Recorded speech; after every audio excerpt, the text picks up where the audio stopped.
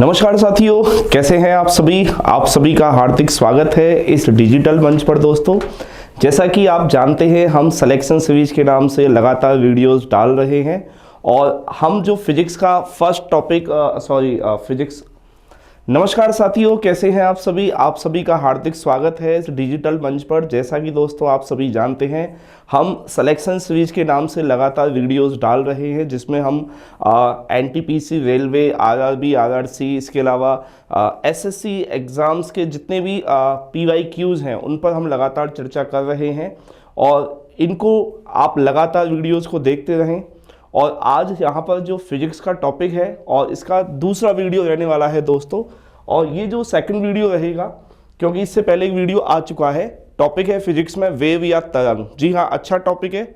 ऐसा कोई भी एग्ज़ाम नहीं है, चाहे एसएससी है, रेलवे है या आपके स्टेट लेवल का कोई भी कॉम्पिटिटिव एग्ज़ाम क्यों ना हो। देखिए दोस्तों, एक बात और मैं आपसे कहना चाहूँगा कि बहुत सारे बच्चे ये सोचते हैं कि क्या सर ये एसएससी के लिए ही है ये वीडियो या रेलवे के लिए है। देखिए दोस्तों, ये सभी एग्ज़ाम्स के लिए है। जी हाँ, क्योंकि आप सोचिए, जो जनरल साइंस है, साइंस में वही बायो, केमिस्ट्री, फिजिक्स वही टॉपिक्स रहने वाले होते हैं। तो इसमें आप ये ना सोचें कि मैं एसएससी की तैयारी कर रहा हूँ तो मुझे इसके लिए अलग से कोई वीडियो देखना पड़ेगा, या ऐसे रेलवे के लिए या कोई राजस्थान कॉम्पिटिटिव एग्जाम्स के लिए या कोई भी अदर स्टेट के लिए, सभी के लिए है दोस्तों, ये ध्यान रखें आप। तो अच्छे से पढ़ाई करें, इस वीडियो को देखें। आज दूसरा वीडियो है, वेव टॉपिक है। तो देखिए, इसमें सबसे पहला यहाँ पर जो क्वेश्चन है वो क्वेश्चन क्या रहेगा। क्वेश्चन है, the Audible range of sound for human beings extends from about. मनुष्य के लिए श्रव्य ध्वनि की सीमा लगभग कितनी होती है। यानी कि यहाँ पर ऑडिबल रेंज की बात कर रहा है। आपको ये समझना पड़ेगा कि ऑडिबल रेंज का मतलब होता है कि जो हम ध्वनि सुन रहे होते हैं तो वो क्या होती है, अलग अलग आवृत्ति या फ्रीक्वेंसीज वाली साउंड होती है। अलग अलग फ्रीक्वेंसी की क्या होती है दोस्तों, साउंड होती है। तो ये हमें पता होना चाहिए। जैसे कि हमें ये पता होना चाहिए कि हम जो सुन पाते हैं वो होती है 20 हर्ट्ज से 20 किलो हर्ट्ज। 20 किलो का मतलब दोस्तों होता है 20,000। जी हाँ, हमारे यहाँ मनुष्य के जो कान सुन पाते हैं दोस्तों, वो 20 हर्ट्ज से 20 किलो हर्ट्ज की साउंड वेव जो होती हैं। हर्ट्ज जो होता है वो फ्रीक्वेंसी यानी आवृत्ति का मात्रक होता है। तो इस रेंज की साउंड को हम सुन पाते हैं, इसे हम कहते हैं ऑडिबल साउंड। क्या कहते हैं दोस्तों, इसे हम ऑडिबल साउंड कहते हैं, श्रव्य ध्वनि कहते हैं। क्या कहते हैं दोस्तों, इसे हम श्रव्य ध्वनि कहते हैं। और आपको ये भी पता होना चाहिए, इससे कम जो होती है ना, 20 हर्ट्ज से कम वाली जो साउंड होती है उसे हम कहते हैं दोस्तों इंफ्रासोनिक। क्या कहते हैं, इसे हम इंफ्रासोनिक कहते हैं। और 20 किलो हर्ट्ज से अधिक फ्रीक्वेंसी वाली जो साउंड वेव होती है उन्हें हम दोस्तों क्या कहते हैं, अल्ट्रासोनिक कहते हैं। तो ना तो हम अल्ट्रासोनिक वेव को सुन पाते हैं और ना ही हम इंफ्रासोनिक को सुन पाते हैं। हम जो सुन पाते हैं वो 20 हर्ट्ज से 20 किलो हर्ट्ज के बीच का जो साउंड होता है, इतनी आवृत्ति की जो ध्वनि होती है, इसी को हम सुन सकते हैं।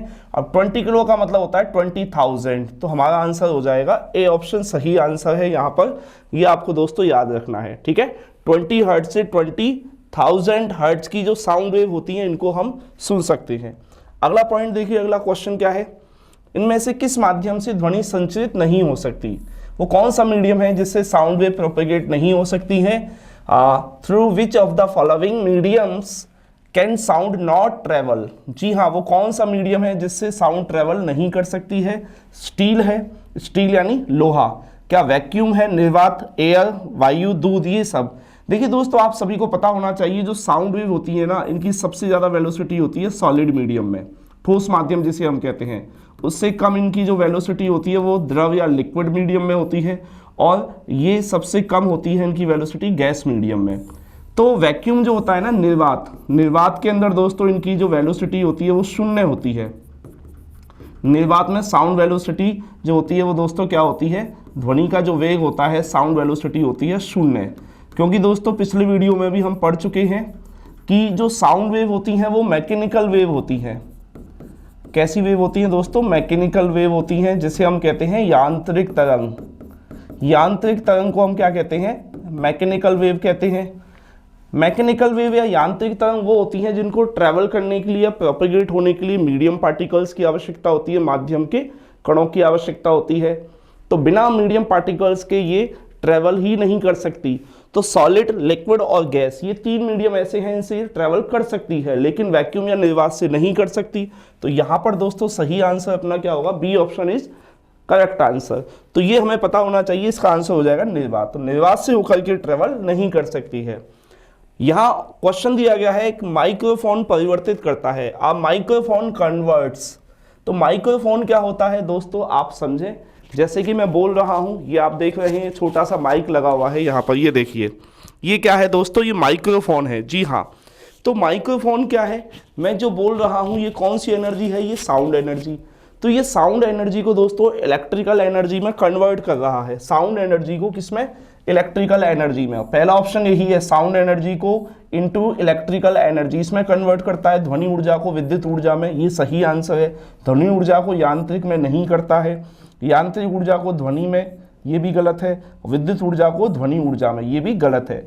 तो हम ये कह सकते हैं कि साउंड एनर्जी को इलेक्ट्रिकल एनर्जी में कन्वर्ट करता है, इसे हम कहते हैं माइक्रोफोन। आया हुआ क्वेश्चन है, एनसीईआरटी की बुक में भी है ये सब।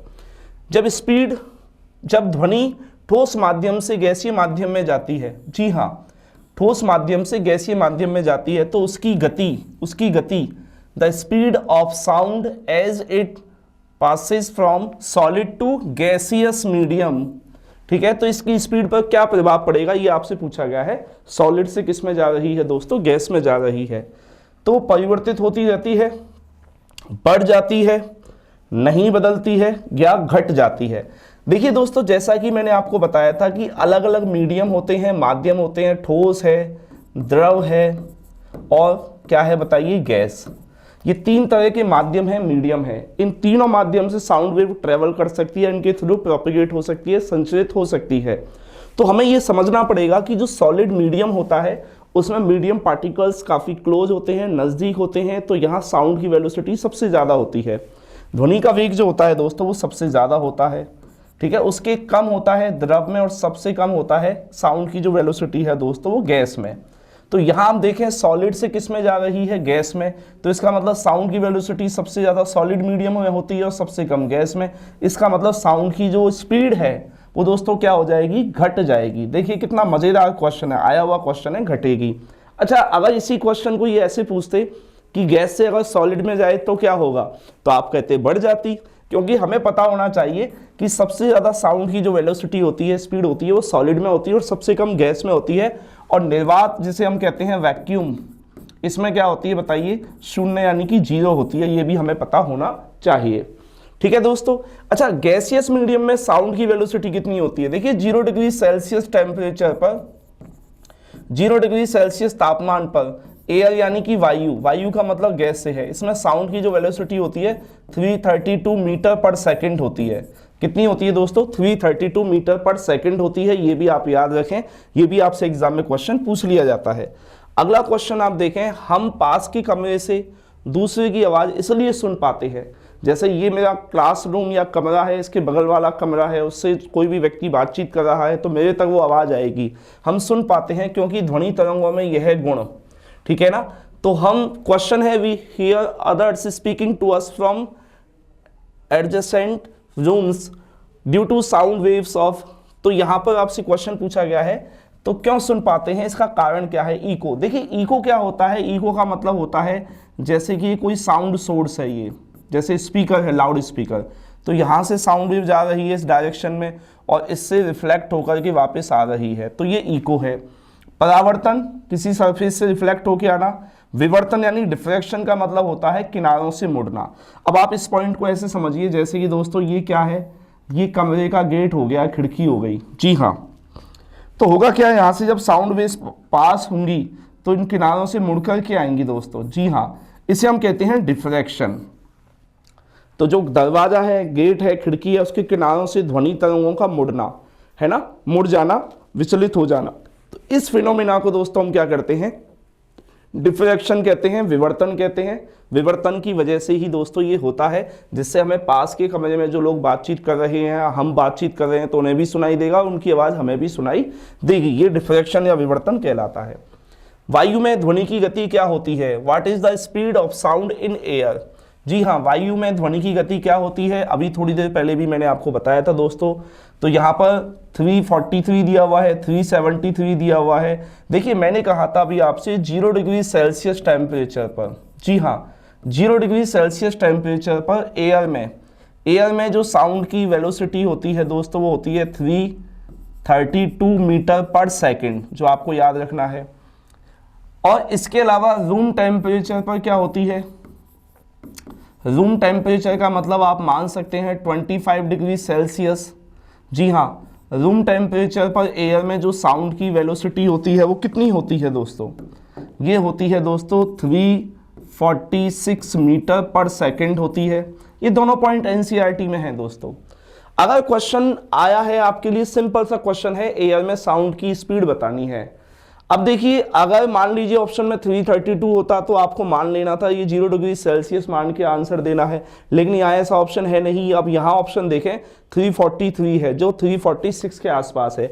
अच्छा, रूम टेम्परेचर का मतलब मैंने यहाँ 25 लिया है, लेकिन आप इसे 20 से 30 डिग्री सेल्सियस को हम मानते हैं रूम टेम्परेचर। कितना मानते हैं दोस्तों, रूम टेम्परेचर मानते हैं।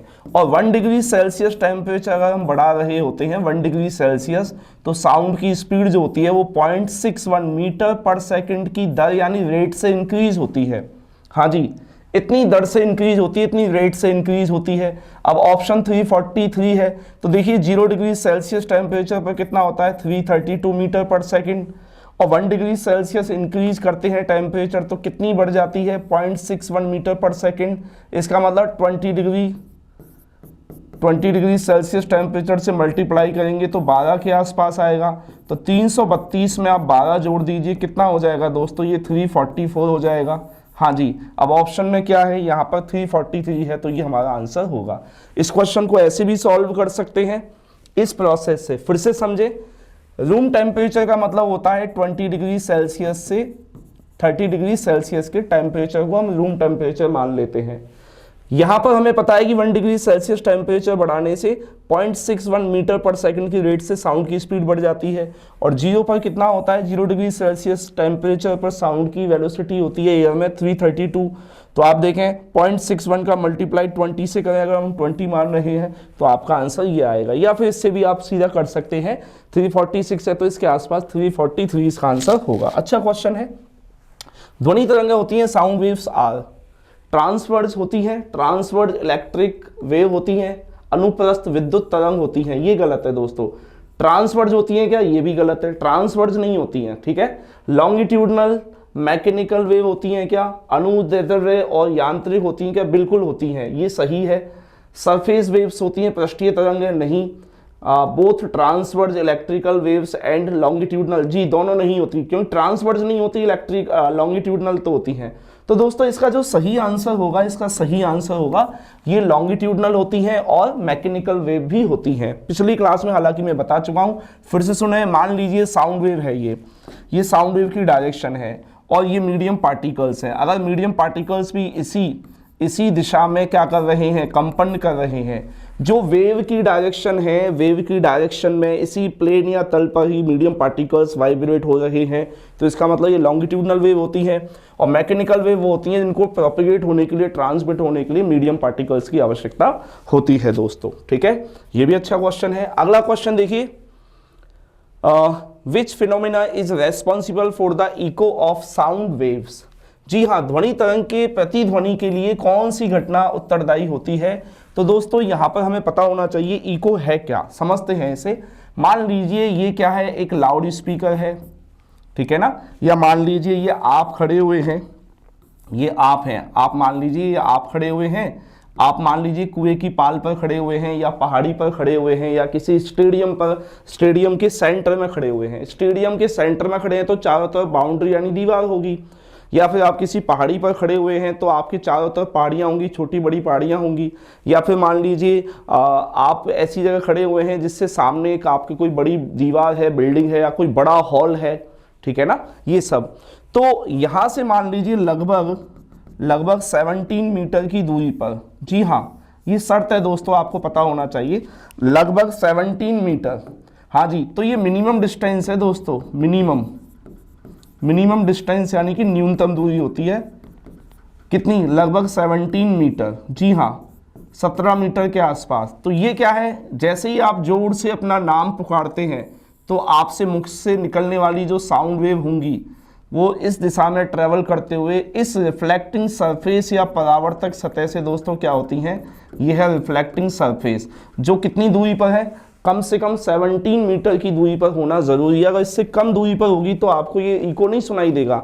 अब होता क्या है, साउंड वेव ट्रेवल करते हुए इस डायरेक्शन में जा रही है और इस परावर्तक सतह से अगर रिफ्लेक्ट होकर ये वापस लौटती हैं तो ये आपको सुनाई देती हैं। इसका मतलब ये कौन सी साउंड वेव हो गई, ये होती हैं दोस्तों रिफ्लेक्टेड साउंड। रिफ्लेक्टेड साउंड को हम क्या कहते हैं, परावर्तित ध्वनि कहते हैं। कौन सी ध्वनि कहते हैं दोस्तों, परावर्तित ध्वनि कहते हैं, रिफ्लेक्टेड साउंड कहते हैं। ये परावर्तित ध्वनि इससे रिफ्लेक्ट होकर के लौटेगी तो आपको सुनाई देगी। इसका मतलब ये किस फिनोमेना पर आधारित होती है दोस्तों, रिफ्लेक्शन यानी कि परावर्तन। अच्छा क्वेश्चन है, आपने चमगादड़ को देखा होगा सभी ने। बैट या जो चमगादड़ होती है दोस्तों, चमगादड़ अंधेरे में आसानी से उड़ पाती है। चमगादड़ अंधेरे में आसानी से क्यों उड़ पाती है दोस्तों, क्योंकि वो भी इको की मदद लेती है। वो भी अपने द्वारा जो अल्ट्रासाउंड वेव प्रोड्यूस करती है दोस्तों, वो अल्ट्रासाउंड वेव क्या होती हैं, सरफेस से टकराती हैं या किसी भी वस्तु से रिफ्लेक्ट होकर वापस आती हैं। तो इसमें भी एक मैकेनिज्म है जिसे आप इको कह सकते हैं। इको पर ही ये उड़ रही होती है अंधेरे में भी। The unit of measurement of noise is, तो शोर या शोर शराबे को मापने की ध्वनि क्या होती है, जी हाँ शोर शराबे का जो स्तर होता है ना, नॉइज पॉल्यूशन कह सकते हैं, उसको हम मापते हैं तो इसके लिए होता है डेसिबल। जी हाँ, ये आप ध्यान रखें, डेसिबल होता है। हर्ट्ज जो होता है दोस्तों, ये तो आवृत्ति के लिए होता है, फ्रीक्वेंसी के लिए होता है। जी हाँ, आवृत्ति का जो मेजरमेंट करते हैं वो किस में करते हैं, हर्ट्ज में करते हैं। हेनरिक हर्ट्ज नाम के साइंटिस्ट ने फ्रीक्वेंसी को क्या किया दोस्तों, डिफाइन किया था। एकॉस्टिक विज्ञान, ये ध्वनिक विज्ञान होता है, इसमें ध्वनि तरंगों का यूज किया जाता है। ठीक है, एम्पलीफायर आप जानते ही हैं, लाउड स्पीकर एम्पलीफायर जो कि एनर्जी के मान को बढ़ा देता है। ध्वनि किस माध्यम से नहीं चल सकती, ध्वनि किस माध्यम से नहीं चल सकती है, sound can not travel through. जी हाँ, कैन नॉट ट्रेवल थ्रू यानी कि आप जानते हैं 3 तरह के मीडियम है, सॉलिड है, लिक्विड है और दोस्तों क्या है, गैस। 3 माध्यम होते हैं। सबसे ज़्यादा साउंड की वेलोसिटी सॉलिड में होती है और सबसे कम होती है दोस्तों गैस में। तो देखिए 3 माध्यम ऐसे हैं जिनमें ध्वनि ट्रेवल कर सकती है। सॉलिड है, वायु यानी एयर है और द्रव है। बचा क्या दोस्तों, वैक्यूम यानी निर्वात। तो वैक्यूम के थ्रू ये ट्रेवल नहीं कर सकती दोस्तों। यही वजह होती है कि चंद्रमा पर खड़े 2 व्यक्ति आपस में बातचीत कर नहीं सकते। क्यों नहीं कर सकते, क्योंकि वहाँ मीडियम पार्टिकल्स नहीं है। और साउंड वेव कैसी होती हैं दोस्तों, साउंड वेव होती हैं मैकेनिकल वेव। मैकेनिकल वेव यानी कि यांत्रिक तरंग। कैसी तरंग होती है दोस्तों, यांत्रिक तरंग होती है। और यांत्रिक तरंगें वो होती हैं जिनको ट्रेवल करने के लिए, प्रोपेगेट होने के लिए मीडियम की आवश्यकता होती है। अगले क्वेश्चन पर आते हैं दोस्तों। अब कुछ बच्चे इस क्वेश्चन को देख करके डर चुके होंगे और ऐसा एग्जाम में भी होता है आपके साथ में। जब आपके सामने कोई क्वेश्चन होता है तो आप उस क्वेश्चन को देखकर दोस्तों डर जाते हैं, जबकि ऐसे क्वेश्चन मैं पहले भी कह चुका हूँ। ठीक है, इतने कठिन होते नहीं है, इतने डरने वाले होते नहीं है जितना हम डर रहे होते हैं। क्वेश्चन क्या है देखिए, 25 डिग्री सेल्सियस पर विभिन्न माध्यमों में, यानी कि अलग अलग डिफरेंट मीडियम दिए गए हैं, उनमें ध्वनि की गति के बारे में, स्पीड के बारे में, इनमें से कौन सा कथन सही है। जी हाँ, which of the following statements is correct about the speed of sound in different mediums at 25 degree Celsius temperature. जी हाँ, 25 डिग्री सेल्सियस टेम्परेचर पर अलग अलग डिफरेंट मीडियम है, अलग अलग माध्यम है, उनमें साउंड की स्पीड को लेकर के आपको एक फैक्ट देखना है जो सही है। हीलियम गैस में ध्वनि की गति 965 मीटर पर सेकंड होती है। हाइड्रोजन गैस में ध्वनि की गति 1284 मीटर पर सेकंड होती है। ठीक है, और ऑप्शन में क्या है, ना तो ए सही है और ना ही बी सही है। Neither A nor B is correct, only A is correct. क्या ए सही है, ओनली बी इज करेक्ट, केवल बी सही है। Both A and B are correct. देखिए दोस्तों, यहाँ पर आपको ये पॉइंट थोड़ा याद रखने वाला है। जी हाँ, अगर आप एनसीईआरटी बुक पढ़ोगे आप, उसमें लिखा हुआ है, उसमें दिया हुआ है कि हीलियम और हाइड्रोजन। देखिए दोस्तों, एक होती है हाइड्रोजन गैस, H2 गैस। ठीक है, उसके बाद में आपको याद रखना है हीलियम गैस। कौन सी गैस, हीलियम गैस। फिर आप याद क्या कर सकते हैं दोस्तों, आप याद कर सकते हैं नाइट्रोजन गैस। फिर आप याद कर सकते हैं CO2 gas, carbon dioxide, sulphur dioxide. तो जैसे जैसे मॉलिक्यूलर वेट बढ़ रहा है, वजन बढ़ रहा है, अणुभार जिसे हम कहते हैं, वैसे वैसे साउंड की स्पीड क्या हो रही है दोस्तों, कम होती चली जाती है। जी हाँ, क्योंकि जो साउंड की स्पीड होती है ना दोस्तों, वो मॉलिक्यूलर वेट के इन्वर्स होती है। अणुभार जिसे हम कहते हैं, मॉलिक्यूलर वेट होता है गैसों के अणुओं का। गैस के जो अणु होते हैं, मॉलिक्यूल्स होते हैं, उनका वजन कितना है। तो आपको पता है सबसे हल्की गैस कौन सी है, हाइड्रोजन गैस है। जी हाँ, तो हाइड्रोजन गैस सबसे हल्की है, इसमें साउंड की वेलोसिटी सबसे ज़्यादा होगी। तो यहाँ पर हाइड्रोजन में 1284 और हीलियम में थोड़ी उससे कम होगी। इसका मतलब दोनों ऑप्शन सही हैं। ऐसे आप इस क्वेश्चन को कर सकते हैं, ये एक तरीका है। या फिर इस क्वेश्चन को करने का एक और तरीका है, वो है आपको घर से याद होना चाहिए कि हाइड्रोजन में कितना है, हीलियम में कितना है। तो सभी का दोस्तों हम याद नहीं कर सकते, लेकिन ये पॉइंट आप याद कर लेते हैं तो इससे आप अंदाजा लगा सकते हैं, इस क्वेश्चन को सही किया जा सकता है। निम्नलिखित में से किस पदार्थ में ध्वनि की गति सबसे कम होती है। जी हाँ, वो कौन सा सब्सटेंस है जिसमें मिनिमम स्पीड होगी किसकी दोस्तों, साउंड की। जी हाँ, मिनिमम।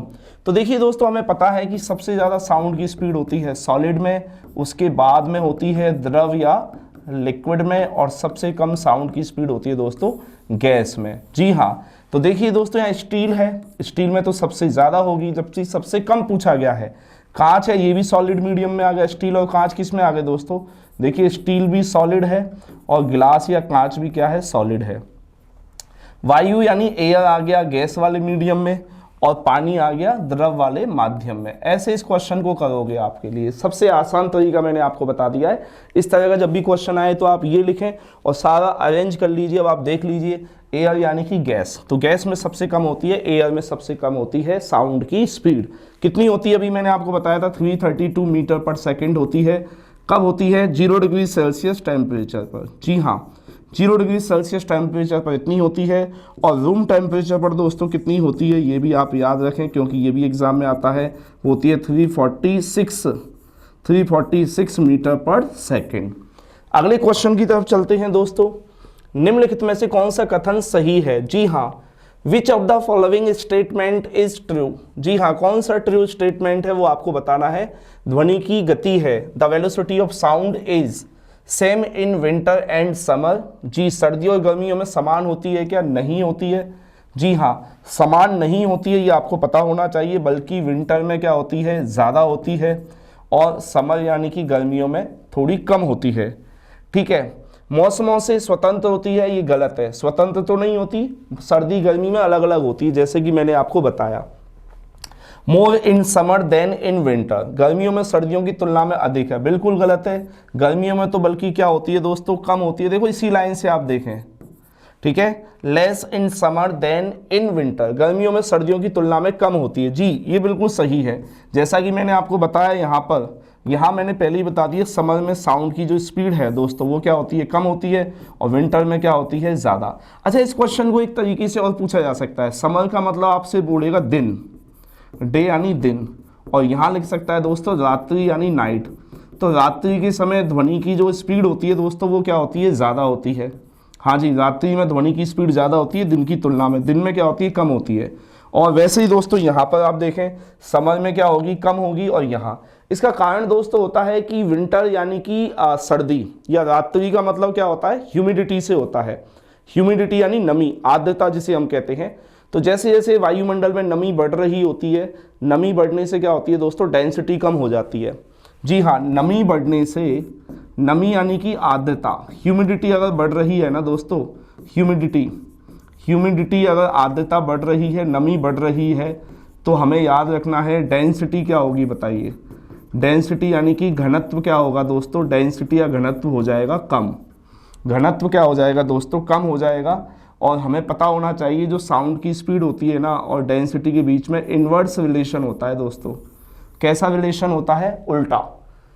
जी हाँ, अगर डेंसिटी कम होगी तो इसका मतलब है साउंड की स्पीड क्या होगी, ज़्यादा। डेंसिटी कम होगी तो साउंड की स्पीड दोस्तों क्या होगी, ज़्यादा होगी। तो देखिए रात्रि की मैंने आपको बताया, रात्रि में क्या होता है, नमी बढ़ती है, आर्द्रता बढ़ती है, तो इससे डेंसिटी क्या होती है, कम। तो डेंसिटी कम होगी तो इसका मतलब रात्रि में ध्वनि का जो स्पीड है वो ज़्यादा होगी। ठीक वैसे ही विंटर यानी सर्दियों में भी नमी बढ़ती है। ओस, फॉग, ओस जो होता है, फॉग जो होता है उसकी वजह से नमी बढ़ रही है, ह्यूमिडिटी बढ़ रही है, इसका मतलब डेंसिटी कम होगी, तो सर्दी के दिनों में भी ध्वनि की स्पीड क्या होगी दोस्तों, ज़्यादा ही होगी। बहुत ही शानदार क्वेश्चन है, काफ़ी सारे एग्जाम में ये क्वेश्चन पूछा गया है। किसी ध्वनि की पिच, हाँ जी, पिच को हिंदी में कहते हैं दोस्तों तारत्व। जी हाँ, इस पर निर्भर करती है। जी हाँ, टिम्बर यानी स्वर भेद पर, आवृत्ति पर, आयाम पर, तीव्रता पर। दोस्तों इसका सही आंसर होगा आवृत्ति पर निर्भर करती है। जो ध्वनि की पिच होती है ना, पिच और आवृत्ति के बीच में सीधा संबंध होता है दोस्तों, है ना। आवृत्ति बोले तो फ्रीक्वेंसी कहते हैं इसे, फ्रीक्वेंसी और पिच के बीच में सीधा संबंध होता है दोस्तों। हमें पता होना चाहिए कि जो लड़कियां होती हैं, लड़कियां और जो लड़के होते हैं, लड़कियां या हम कह सकते हैं जो स्त्रियां होती हैं, जी हाँ, और जो पुरुष होते हैं, तो पुरुष जो होते हैं दोस्तों इनकी पिच क्या होती है, लो होती है, पिच लो होती है, और महिलाओं की पिच होती है हाई। और पिच हाई होने से महिलाओं की जो आवाज़ होती है बड़ी ही सुरीली होती है, मधुर होती है, मीठी आवाज़ होती है, कर्णप्रिय आवाज़ होती है। जी हाँ, मतलब महिलाएं जब बोलती हैं तो बड़ा मीठा बोलती हैं, कर्णप्रिय बोलती हैं, आवाज़ बड़ी अच्छी होती है, काफ़ी पसंद होती है, इसलिए महिलाओं की आवाज़ में गाया हुआ गाना भी काफ़ी ज़्यादा हमारे कानों को पसंद आता है। जी हाँ, तो इसका सही आंसर हो जाएगा आवृत्ति यानी फ्रीक्वेंसी। अगले क्वेश्चन की तरफ चलते हैं। निम्नलिखित में से कौन से जानवर इंफ्रासाउंड या इंफ्रासोनिक भी कह सकते हैं, इंफ्रासाउंड को इंफ्रासोनिक भी बोल सकते हैं, नहीं उत्पन्न करते। जी हाँ, इनमें से कौन सा एनिमल्स है जो डू नॉट प्रोड्यूस इंफ्रासाउंड या इंफ्रासोनिक वेव भी आप कह सकते हैं। ब्लू व्हेल है, हाथी है, डॉल्फिन है, गेंडा है। देखिए दोस्तों, ये जो ब्लू व्हेल होती है और एलिफेंट और गेंडा, राइनोसिरस जिसे हम कहते हैं, ये तीनों ही एनिमल्स ऐसे होते हैं जो इंफ्रासोनिक वेव को क्या करते हैं, प्रोड्यूस करते हैं। अवश्रव्य ध्वनि बोलते हैं इसे, अवश्रव्य। जी हाँ, डॉल्फिन दोस्तों जो होती है ना, डॉल्फिन जो होती है दोस्तों, ये अल्ट्रासोनिक वेव बनाती है। जी हाँ, कौन सी वेव बनाती है, अल्ट्रासोनिक वेव प्रोड्यूस करती है। पराश्रव्य ध्वनि तरंग क्या करती है दोस्तों, ये उत्पन्न करती है, और इसी की मदद से डॉल्फिन पानी में एक जगह से दूसरी जगह तक आराम से तैर सकती है, क्योंकि अल्ट्रासाउंड वेव जो होती है ये इनको डायरेक्शन, डिस्टेंस और स्पीड के बारे में बता पाती है। ये डिटेक्ट कर पाती है कि किस डायरेक्शन में इसको चल पाना है, किस दिशा में इसको कितनी दूरी तक जाना है, कितनी स्पीड से जाना है। जी हाँ, तो डॉल्फिन, जी हाँ, ये आप ध्यान रखें। वैसे ही एक चमगादड़ होता है दोस्तों, चमगादड़ एक मैमल है, स्तनधारी जिसे हम कहते हैं। चमगादड़ एक मैमल है, हवा में उड़ सकता है, खासकर अंधेरे में उड़ सकता है, अंधेरे में उड़ सकता है। क्यों? क्योंकि ये अल्ट्रासोनिक तरंगों की सहायता से ऐसा कर पाता है, डायरेक्शन, डिस्टेंस और स्पीड को डिटेक्ट कर पाता है, आसानी से उड़ सकता है। तो यहाँ आंसर हो जाएगा डॉल्फिन। तो दोस्तों आज हमने इसमें 15 क्वेश्चन किए हैं, और अगले वीडियो का वेट करें। अगर आपको ये वीडियो पसंद आए तो लाइक करें, शेयर करें। धन्यवाद।